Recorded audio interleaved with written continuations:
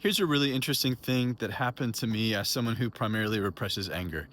I needed others to let me be myself before I could let me be myself. What does that mean? Well, as an anger repressor, I started out as someone who didn't know that they repressed their anger because how would I?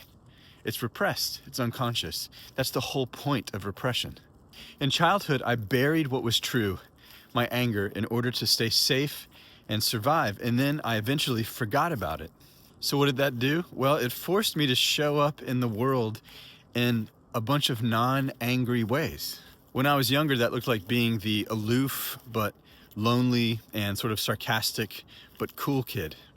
When I got older in my 20s and 30s, it was more like the anxious, sad, sensitive, and understanding guy. Because all that was safe.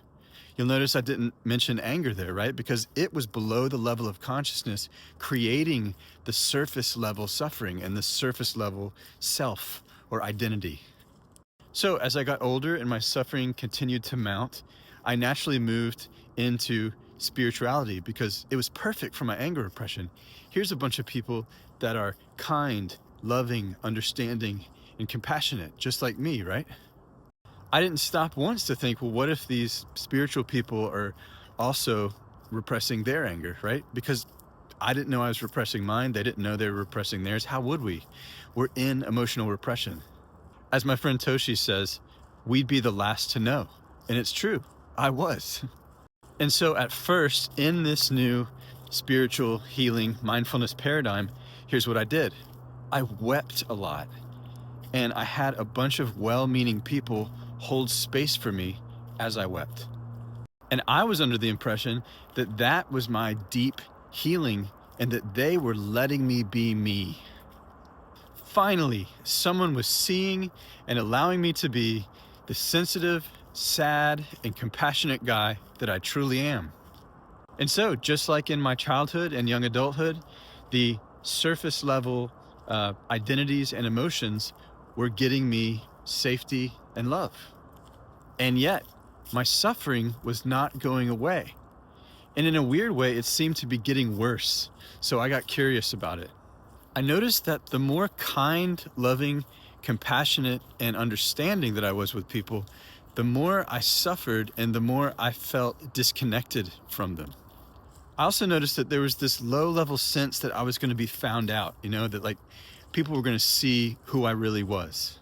And so when I earnestly and honestly asked in inquiry, well, who are you? Who is this self that is going to be afraid to be seen? The answer I got was, I'm fucking angry. There it was. There's the buried emotions. There is the root of suffering finally showing up in my experience, right? I was angry that I had to push down my anger as a kid. I was angry that I had to be a good boy. I was angry that I had to be nice, loving, and kind, right? But here's the catch. I couldn't show it or express it to people.